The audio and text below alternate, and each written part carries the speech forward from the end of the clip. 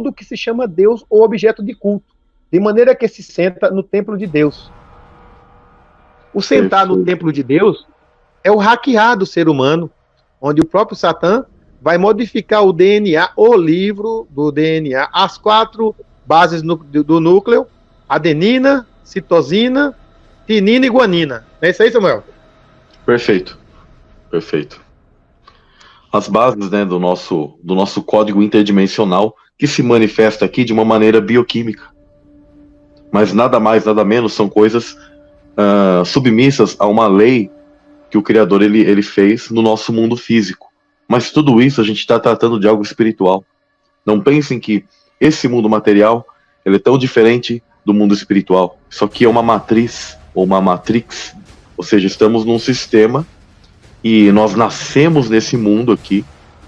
E é esse nascer aqui que a elite mundial ela se preocupa. Ela quer levar quanto mais pessoas para o lado deles, melhor. Então eles vão hackear o teu sistema. Eles vão hackear o teu ser. Fazer com que você se esqueça da sua verdadeira matriz, de onde você veio. Quem é você. Samuel, e por que essa insistência em que as pessoas venham viver paraíso na Terra? Quer dizer que essa ideia de viver paraíso na Terra é uma ideia satânica? Essa ideia sionista de que não, a gente tem que superar esses momentos que vão vir e tal, e daqui a pouco vamos construir aqui nossa caminha e vamos construir nosso paraíso. Isso tem a ver com o Criador de verdade? Até as religiões também têm esse pensamento, né? Não, o novo céu, a nova terra é essa terra mesmo, do mesmo jeito que está aqui, só modificado algumas coisas que os mal vão ser arrancados. O que é que está por trás disso, né? Porque a gente percebe que há um link. Há um link entre a ideia de o 322 de transformar o homem em um ser totalmente transgênico, que não seja mais o natural. Observa que a comida é transgênica, as coisas são transgênicas, cada vez mais o natural está saindo da humanidade. As pessoas nem sabem o que é ser natural. Homem está deixando de ser homem, mulher está deixando de ser mulher. Eu estou falando isso a nível de comportamento, a nível de personalidade, a nível de pessoa, a nível de o que se via antigamente. Então está tendo uma mudança, mas essa mudança aponta também cada vez mais para que haja uma ideia de paraíso na Terra. O que Deus tem a ver com essa ideia? Deus tem um paraíso na Terra para a gente ver daqui a alguns dias? Vai só arrancar os seres maus daqui para que a gente consiga viver um paraíso na Terra? Como é que é isso, Samuel? Isso é eu já ouvi falar do sionismo, mas me dá o entendimento de que não é bem isso que Deus quer, que o próprio Jesus quer para a humanidade. Perfeito. Bom, esse movimento chamado sionista, o sionismo, ele é um movimento político em prol dessa Israel política que nós temos hoje, que não é a Israel da Bíblia, tá, pessoal? Mesmo que seja geograficamente parte daqueles locais, mas não faz parte daquela Israel da Bíblia, porque aquela Israel, na verdade, é um código para toda a humanidade que serve ao Criador e que viverá num local chamado Nova Terra, novos céus e nova terra, dimensões superiores, das quais Cristo disse que estavam sendo preparadas moradas. Ou seja, essas moradas não são aqui, são em outro mundo. E ele disse, meu reino não é deste mundo. O que ocorreu? Este mundo onde nós estamos, ele é um antigo Éden. Para quem conhece, aquelas passagens de Isaías 14, Ezequiel 28, Ezequiel 31, existia um Éden onde Satanás ele era o primeiro, ele dominava nesse lugar. Quando houve a queda dos seres celestiais, esses seres eles ficaram aqui, nessa terra antiga. E aí foi criada uma nova terra e novos céus. Isso está decodificado lá no Gênesis 1. Gênesis 1 diz, no princípio criou Deus os céus e a terra. E aí no 2 diz, e a terra estava sem forma e vazia, e o Espírito de Deus pairava sobre as águas. Na verdade, a tradução correta é que a terra se tornou em caos. Tá? Porque Deus ele não cria as coisas do caos. Ela tornou-se em caos. E é interessante que o lema maçônico, o lema da nova ordem mundial, é a ordem pelo caos. Olha só como eles invertem. Então as pessoas, por não terem esses conhecimentos diversos dessas profundidades da Bíblia, não sabem que quando foi criado aquele paraíso para Adão e Eva, ele não é este mundo. Ou na verdade, este mundo hoje é uma sombra daquele paraíso. Mas é uma outra dimensão. É um outro lugar.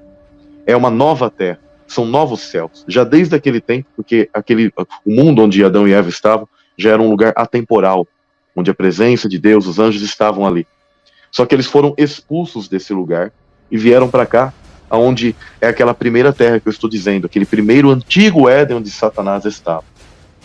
Satanás ele tinha acesso ainda a essa nova terra que foi criado para Adão e Eva, porque existe algo que um dia a gente pode estar falando sobre isso, um portal dimensional chamado de árvore do conhecimento do bem e do mal, onde aquilo é um pilar cósmico, uma conexão àquele lugar, e como Satanás ele tinha uma conexão a essa árvore central.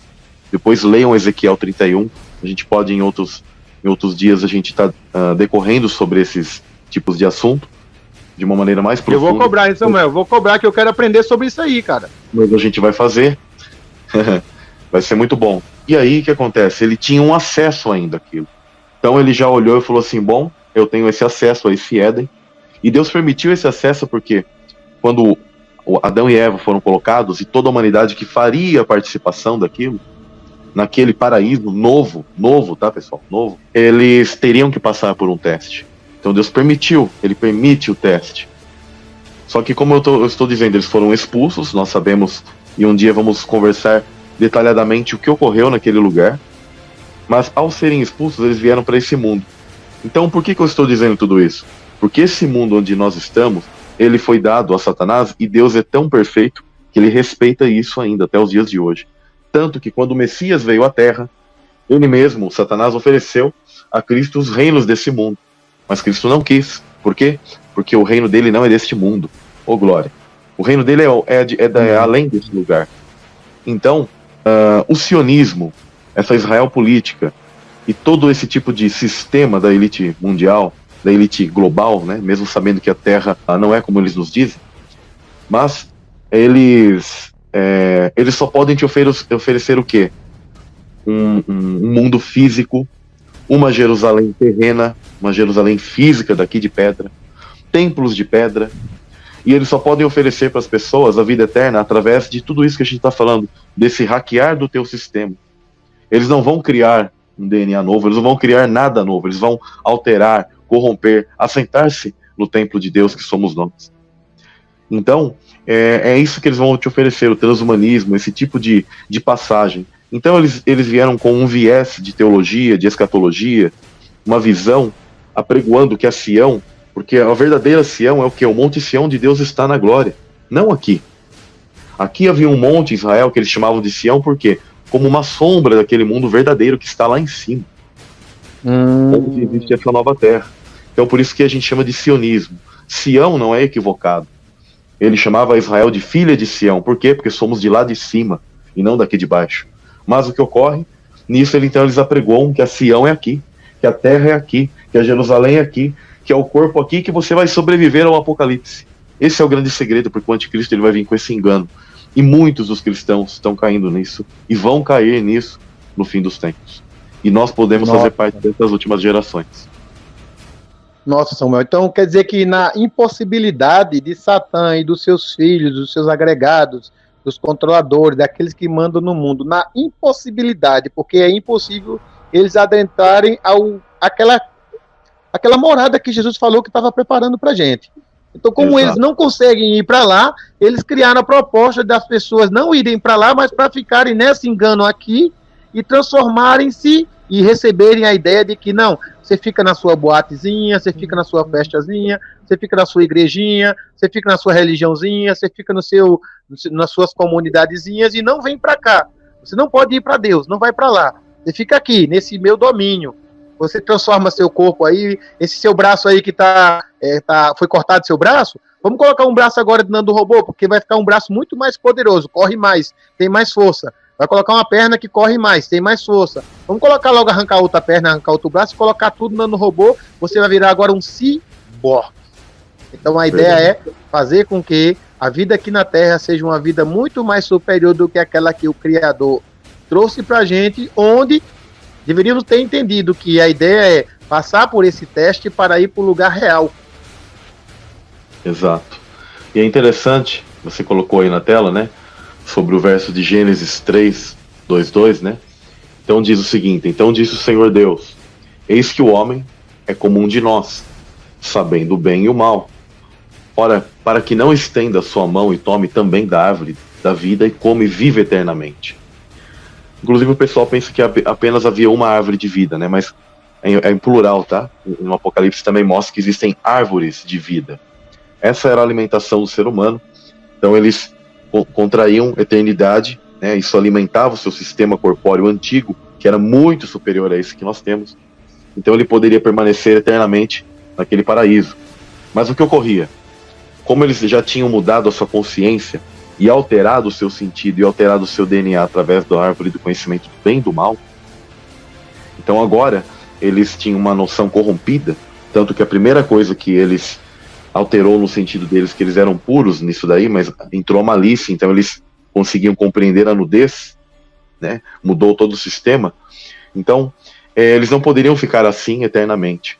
E é interessante que essa sociedade Skull and Bones, ela usa essa gematria, esse 322, com certeza apontando para esse Gênesis 322. E se a gente inverter isso, coisa que o meu irmão Clériston, inclusive, ele bem ressaltou, se nós fizermos em Gênesis 2:23, ele tem algo aqui que mostra a raiz onde eles também querem mudar. Igual você bem também ressaltou aí sobre Tessalonicenses, falando do homem do pecado e ele mudando o tempo. Olha como está tudo codificado. Então a gente percebe que diz o seguinte em Gênesis 2:23, que seria o contrário desse 3:22. E disse Adão: esta é agora osso dos meus ossos e carne da minha carne. Esta será chamada mulher, porquanto do homem foi tomado. Ou seja, eles querem tirar, aqui foi dado o quê? A questão do gênero, o masculino e o feminino, para o ser humano, a companheira. E eles querem tirar exatamente isso do ser humano, com essa questão de não existe masculino, não existe feminino, e as pessoas não percebem, mas está ocorrendo o quê? Engenharia genética, quando dois homens são aprovados num casamento, eles se casam, ou duas mulheres se casam, e aí uma criança, supostamente, com um gene de ambas ou de ambos, que é impossível, né? Mas precisam que de fertilização artificial, de uma barriga de aluguel, etc. Por quê? Porque não é compatível, jamais vai haver nascimento ao se unirem. Quando são gêneros iguais é impossível, a natureza já impossibilita isso e nunca conseguirão. Então você vê que eles estão alterando isso. Por isso que tem a questão dessa hélice a mais que eles colocarão, né, dos 23 cromossomos, porque são 22, mas tem o X e o Y do pai e da mãe, mas eles vão o quê? Colocar uma terceira hélice, unindo essa tecnologia e criando uma espécie de nova raça, ou algo que vai prosseguir e ficar nessa terra. De tudo, todos esses assuntos que nós estamos falando estão totalmente o quê? Ligados. Tá? E isso é muito profundo. A gente pode ainda dar o quê? Mais detalhes ao decorrer de outras lives, de outros materiais que a gente vai estar fazendo aqui, não é verdade, Clériston? Perfeito, Samuel. Só para a gente terminar aqui, eu queria lembrar uma coisa que tem a ver, para a gente não deixar escapar. Eu estava conversando com o pessoal num grupo, e eu falei para eles, rapaz, Jesus chegou num templo, eu estava falando assim, rapaz, é que Jesus não gostava de templo. O cara, como é que Jesus não gostava de templo se ele chegou no templo para bater no pessoal, porque o pessoal estava na casa do Pai? Eu falei, você já pensou sobre esse texto? Como assim? Jesus chegou no templo para fazer o quê? Para orar, para louvar, profanando a casa do Criador. Isso, a casa do Criador. Então estava profanando o templo. Será? Vamos ler o texto. Aí quando eu li o texto, falei assim, o texto fala que Jesus conversando, vou parafrasear para que a gente faça se entendido para as pessoas que não leem muito bem. Com que autoridade você faz isso, Jesus? Sai batendo nas pessoas aí que estão vendendo seus porquinhos, vendendo suas ovelhas, vendendo suas vacas, suas cabras, seus carneiros. Aí Jesus fala assim, bem, destrói esse templo, com 3 dias eu vou construir. Mas como é que você vai construir o que foi feito em 46 anos? Jesus falou assim, e em 3 dias? O texto final fala, e Jesus falava acerca do seu próprio corpo.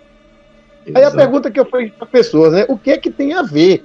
Que parada doida é essa? 3 dias? O que é que tem a ver com 46 anos?